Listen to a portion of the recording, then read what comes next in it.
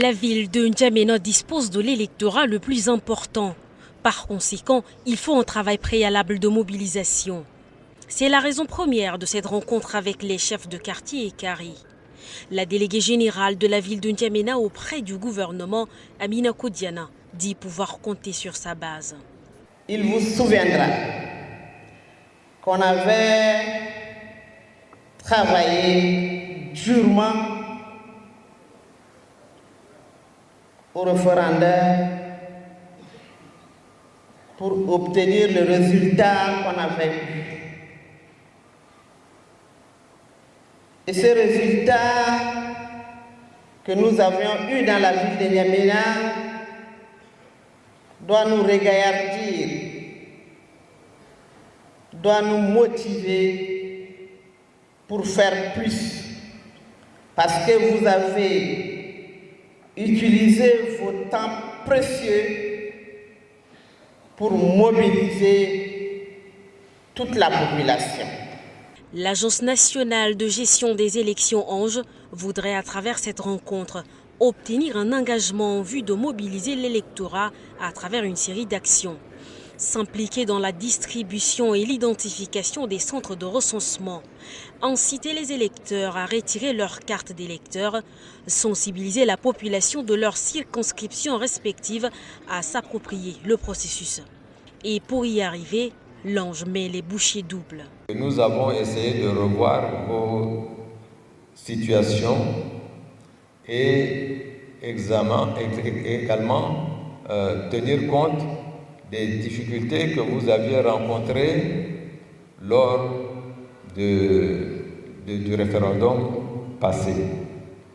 Nous avons donc tenu compte de tous ces facteurs pour augmenter vos primes qui étaient de 25 000 francs que nous avons fixées à 50 000 francs pour les chefs de carré et 75 000 francs pour les chefs de quartier, les délégués de quartier.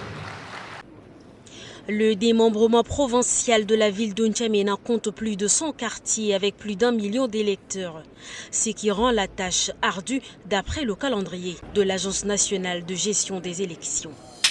Je vous ai dit, les propositions, c'était l'augmentation du prix du carburant. On a demandé à ce que le gouvernement l'annule, non?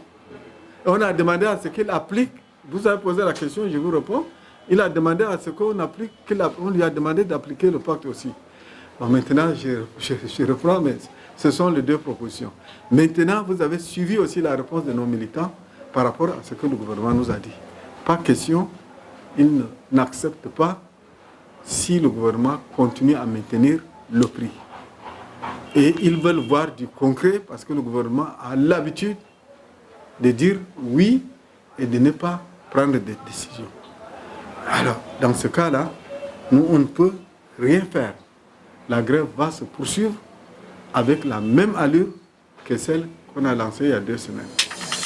La coalition Nous le Peuple, par la voix de son porte-parole Moussé Avenir de la Tirée, dénonce le meurtre de Yaya Djilo, président du Parti socialiste sans frontières, ainsi que l'ouverture d'une enquête internationale et le rasage du siège de son parti pour dissimuler des preuves. Elle critique également l'augmentation des prix du carburant et la misère croissante de la population, ainsi que l'inefficacité des mesures de gratuité de l'eau et de l'électricité.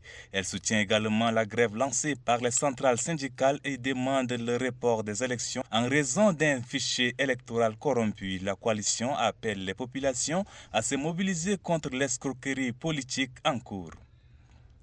Le secrétaire général adjoint du ministère de la Santé publique et de la Prévention, Dr Mahamad Amit Ahmad, a dirigé ce samedi 16 mars le conseil d'administration du Centre national de transfusion sanguine. Ce conseil, le 7e du genre, s'est penché sur les documents stratégiques soumis à son approbation, notamment le rapport du dernier conseil, les principales résolutions issues des différents conseils et leur mise en œuvre, le rapport des activités réalisées en 2023, les comptes administratifs et de gestion, le projet du budget 2024 et le plan d'action opérationnel.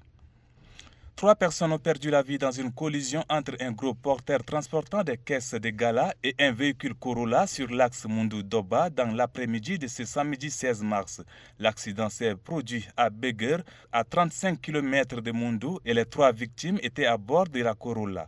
Le chauffeur du gros porteur a été blessé dans l'accident.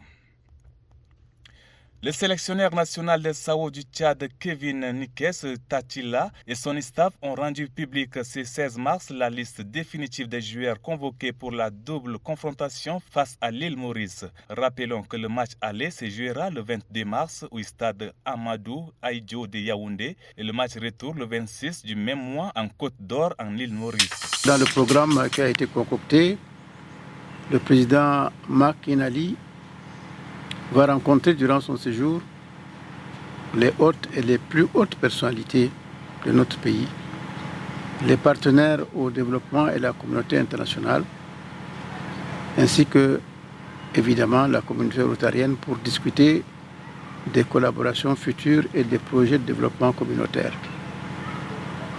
Le programme de la visite comprend des rencontres avec des hauts fonctionnaires tchadiens, y compris, mais surtout, une audience avec le président de la République, chef de l'État, qui a consenti de rencontrer la première personnalité du Rotary international.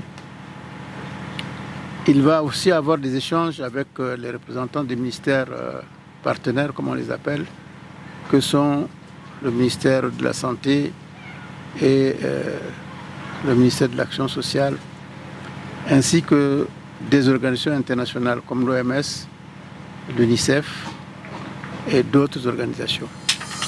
Près de 3 mois après la victoire du oui au référendum constitutionnel, instituant un État unitaire décentralisé, les membres du bureau, la Convergence victorieuse, ont organisé une cérémonie de réjouissance à l'espace public de Fianga, chef-lieu du département du Mont-Ili, présidé par Bravo Wadou, un des cadres de ce bureau devenu ministre de la Jeunesse et des Sports. Cette cérémonie a vu converger différentes couches sociales. Si aujourd'hui on implante la convergence partout dans nos départements, partout dans nos villages, partout dans nos sous-préfectures, au fin fond de notre village, tout ce que nous avons au cœur, le président de la République va nous le réaliser. Ça, je vous les assure. Et c'est sa parole. Je sais que le président ne manque jamais. Tout ce qu'il dit, il prend à la lettre ce qu'il dit. Donc, si vous voulez qu'on développe notre département, plus particulièrement la province du Moyen-Kébi-Est, votons pour le président Mohamed Idriss Déby Itno. Nous aurons vraiment raison.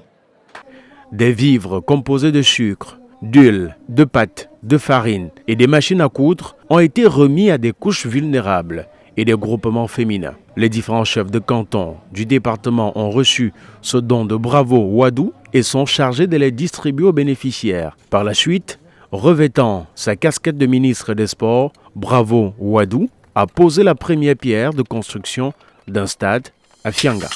Ils doivent gagner ce match pour espérer continuer l'aventure ghanéenne. Et dès l'entame de la rencontre, les SAO volleyeurs poussent fort.